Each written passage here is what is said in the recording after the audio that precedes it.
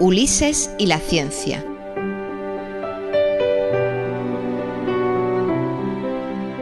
Un espacio de cienciaes.com para divulgar el conocimiento científico. Escrito por Ángel Rodríguez Lozano.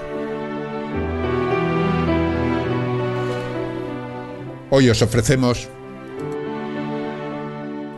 Clavius y el agua en la luna.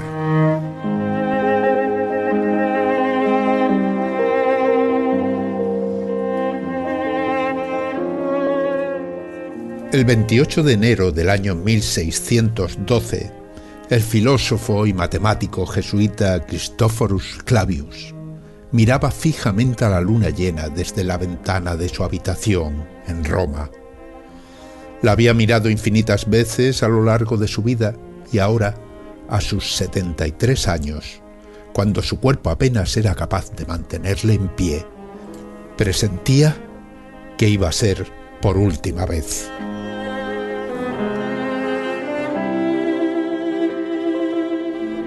Siempre le atrajeron las manchas más oscuras de la superficie del satélite y se preguntaba, como muchos otros a lo largo de la historia, ¿serán mares de agua, como aseguran algunas tradiciones antiguas? Algo estaba cambiando en la forma de observar los cuerpos celestes y Clavius sentía que la revolución había llegado tarde para él. Ese invento endiablado que Galileo Galilei usaba para ampliar las imágenes del cielo estaba perturbando los más profundos conocimientos adquiridos por los grandes sabios del pasado, unos conocimientos que él había contribuido a ampliar con sus investigaciones. Galileo aseguraba que había observado la luna con su telescopio y había podido ver allí grandes montañas y valles profundos. Cosas difíciles de creer para el viejo Clavius.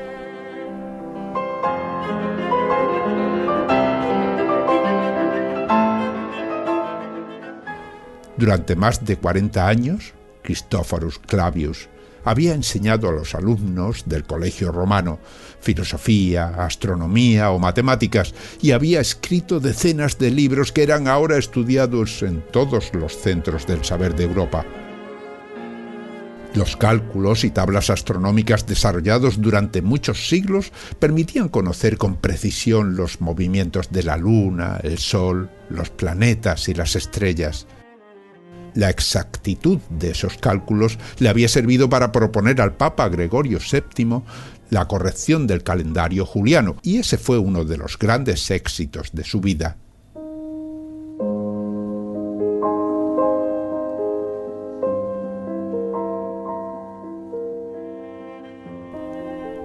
No puedo evitarlo. Cuando cada día miro la fecha del nuevo calendario, calculo cuál sería si hubiéramos continuado con el viejo calendario juliano.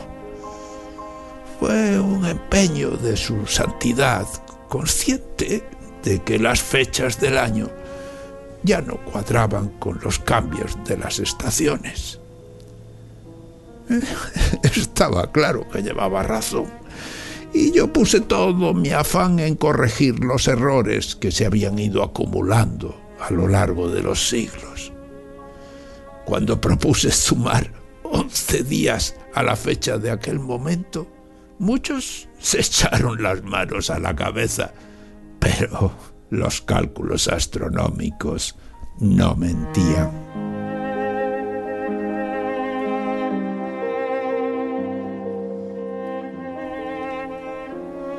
El mes de octubre del año 1582 fue el más corto de la historia de la humanidad. Por orden del Papa, los cristianos se acostaron el jueves 4 de octubre y despertaron el viernes día 15. No fue el único cambio. Para evitar que en el futuro se acumularan nuevos errores, Clavius propuso que cada 4 años se añadiera un día más, exactamente cuando el año fuera un múltiplo de 4. excepto aquellos que terminaran en 2 ceros y no fueran divisibles por 400. Eso dejaría fuera al año 2000, pensó en más de una ocasión, aunque faltaba mucho tiempo. El calendario cambió, pero la luna, ajena a aquellas artificiales formas de medir el tiempo, siguió su curso inmutable.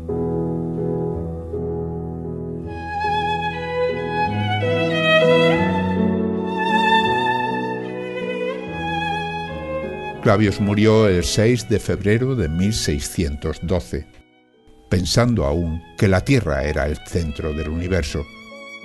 Sin embargo, apenas 2 años antes, Galileo había publicado en Sidereos Nuncios un descubrimiento perturbador. Sus observaciones con el telescopio habían revelado la existencia de 4 puntos luminosos que acompañaban a Júpiter, alineados con él.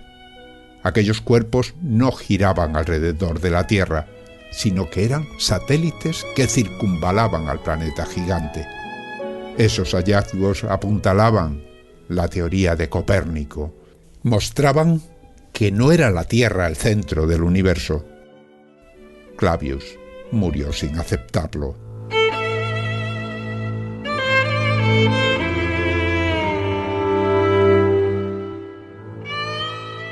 Tras la muerte de Clavius, el telescopio se convirtió en una herramienta indispensable para los astrónomos y con el tiempo favoreció un cambio profundo en la visión del cosmos.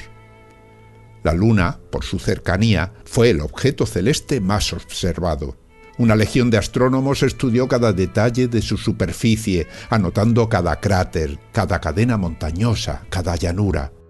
Pronto quedó claro que las manchas oscuras de su superficie no eran mares, sino regiones extensas que habían sido golpeadas por enormes cataclismos. Sin embargo, las alusiones al agua permanecieron en los nombres. Mar de la tranquilidad, océano de las tormentas, mar de las lluvias, mar de la serenidad.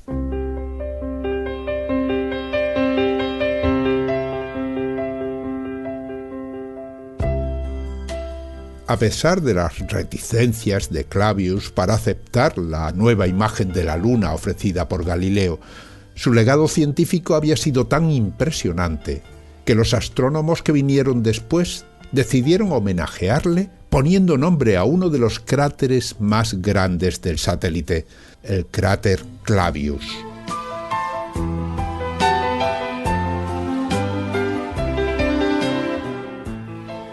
El cráter Clavius es una enorme extensión circular de 233 kilómetros de diámetro, situado al sur de la Luna. El cuerpo que lo creó debió golpear la superficie lunar con una potencia extraordinaria. Pero eso sucedió hace varios miles de millones de años. Ahora, las paredes que lo rodean aparecen semiderruidas, con los bordes y la llanura central llenos de cicatrices. En la Luna no existe atmósfera que levante vientos y tormentas capaces de borrar las heridas abiertas por los choques de los meteoritos, cometas o asteroides. Sin embargo, los cráteres más antiguos sufren la erosión provocada por otros choques posteriores. Así, el borde exterior de Clavius está roto por 4 grandes impactos. El mayor, que rompe la pared sur, es Rutherford, un enorme socavón de 54 kilómetros de diámetro y 2.900 metros de profundidad. El interior del anillo de Clavius está jalonado por decenas de otros cráteres, y el mayor de los cuales, Clavius D, tiene 28 kilómetros de diámetro.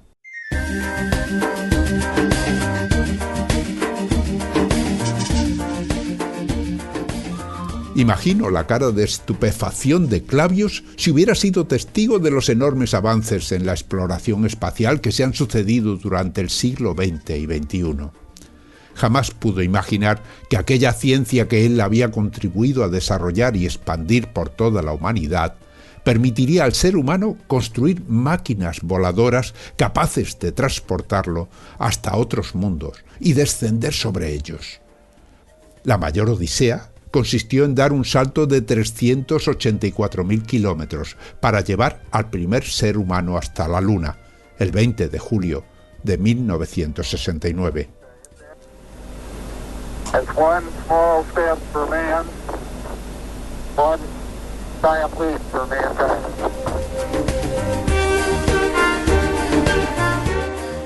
Neil Armstrong fue el primer representante de la especie humana que pisó un cuerpo celeste distinto a la Tierra, y lo hizo en el Mar de la Tranquilidad.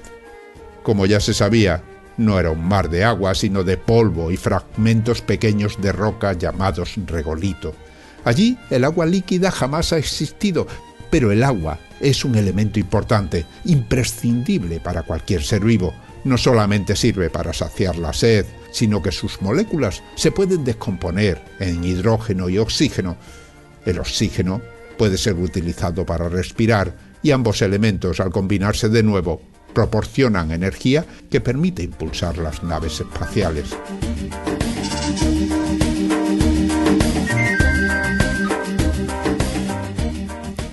Los científicos buscaron agua en las rocas que los astronautas trajeron de vuelta a la Tierra, con la esperanza de que hubiera moléculas atrapadas en su interior, pero no encontraron nada.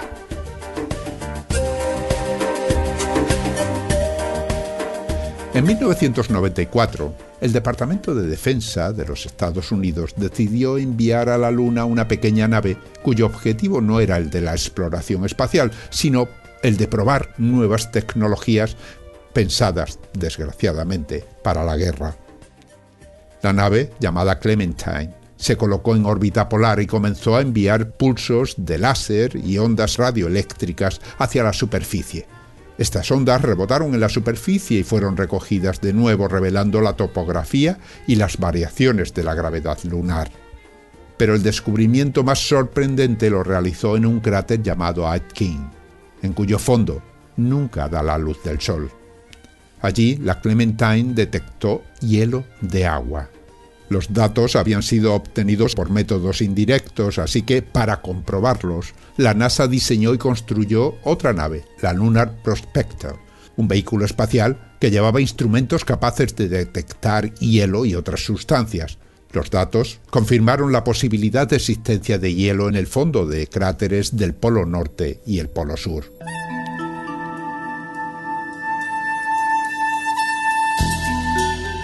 Si colocáramos un bloque de hielo en la superficie lunar, al ser iluminado por la luz del sol, se sublimaría inmediatamente y el agua desprendida se perdería por el espacio. Incluso si pusiéramos ese pedazo de hielo en una zona en sombra, si las paredes de piedra circundantes reflejaran suficiente luz solar, también se perderían. Sin embargo, en las regiones polares, debido a que la inclinación del eje de la Luna respecto al Sol es muy pequeña, existen regiones permanentemente sombreadas donde la temperatura nunca supera los 163 grados centígrados bajo cero. Por debajo de esa temperatura, el hielo de agua puede tener una duración que supera la edad del sistema solar. Estos lugares se denominan trampas frías.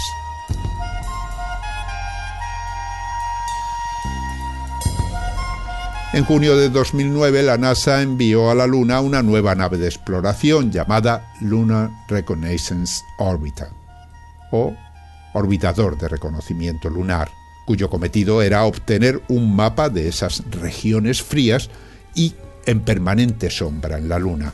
Se pensaba que estas trampas frías debían estar restringidas a cráteres de gran tamaño.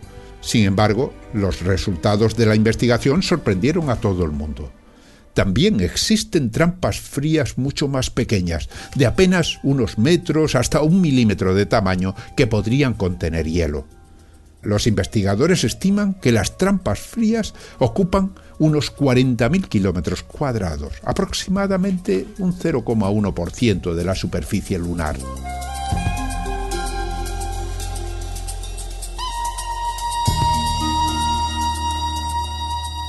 La historia de la búsqueda de agua en la Luna tiene un último capítulo con un protagonista conocido: el cráter Clavius. Ese enorme socavón de más de 200 kilómetros de diámetro se encuentra muy al sur en nuestro satélite, pero su latitud no es suficiente como para esquivar los rayos del Sol.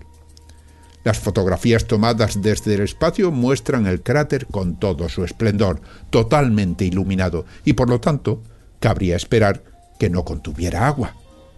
Sin embargo, una reciente investigación realizada por el Observatorio Estratosférico de Astronomía Infrarroja, llamado SOFIA por la NASA, acaba de demostrar que no es así.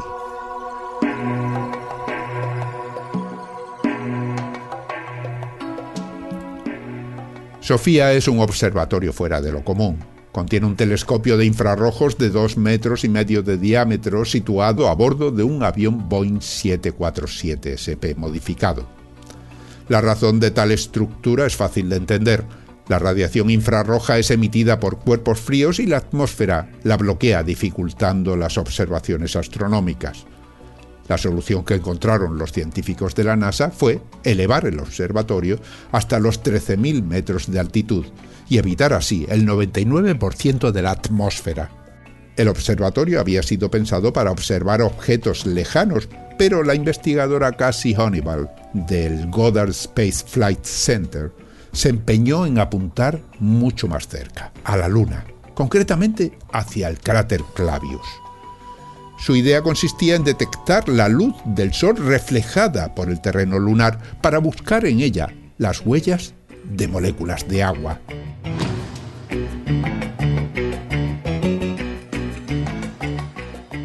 Cuando la luz del Sol incide sobre una superficie, los átomos y moléculas que hay en ella se excitan y remiten energía en frecuencias o colores muy concretos, dejando en la luz que captan los telescopios la huella de su presencia. Aunque el infrarrojo es una radiación que nuestros ojos no pueden detectar, el telescopio del observatorio SOFIA sí que puede hacerlo, y la investigadora propuso captar la luz procedente de Clavius para buscar las huellas inequívocas de las moléculas de agua.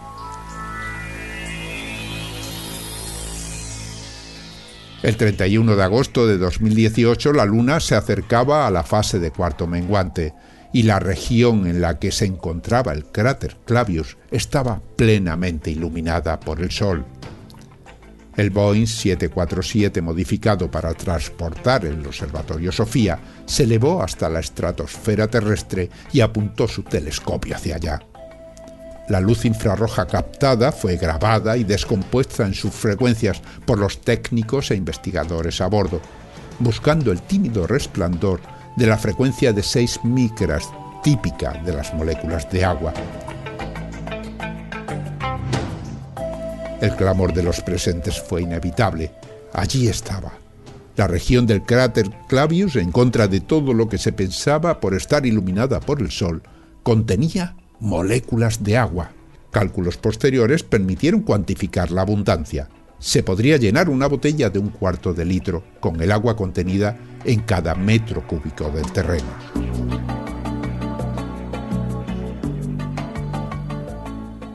Sin una atmósfera espesa que proteja la superficie, el agua de la región iluminada debería perderse en el espacio. Sin embargo, los resultados hablan por sí solos. Allí hay agua. ¿Pero por qué? No se sabe muy bien, aunque no faltan hipótesis. Una sugiere que son los micrometeoritos que constantemente bombardean la superficie lunar los que la atraen y la depositan tras el impacto. Otra posibilidad es que podría existir un proceso en dos fases. Por un lado, el viento solar cargado de núcleos de hidrógeno procedentes del Sol los entregaría a la superficie y provocaría una reacción química con los minerales que contienen oxígeno en el suelo, para crear, así, la unión del oxígeno con el hidrógeno, el ion hidroxilo. Después, el bombardeo de los micrometeoritos podría estar transformando ese hidroxilo en agua. El calor generado por los micrometeoritos al chocar formaría estructuras en forma de pequeñas perlas que contendrían agua en su interior. Otra posibilidad, por supuesto, es que el agua pueda estar escondida entre los granos del suelo lunar, bajo la superficie, protegida de la luz.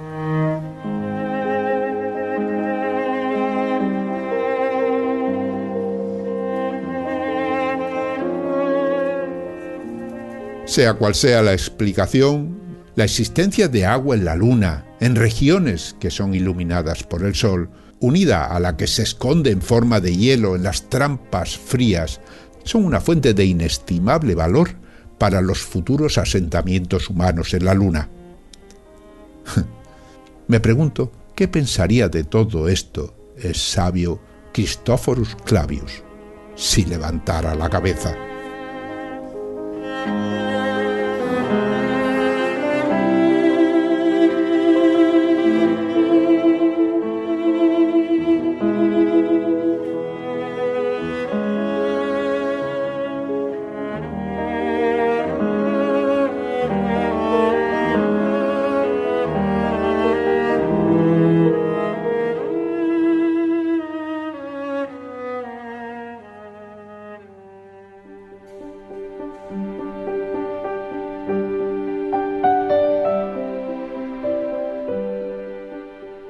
Han escuchado ustedes un capítulo de Ulises y la ciencia. Este programa se ha realizado gracias a las donaciones de las personas que nos escuchan. Si desea colaborar, visite cienciaes.com y pulse el botón de donar. cienciaes.com. Ciencia para escuchar.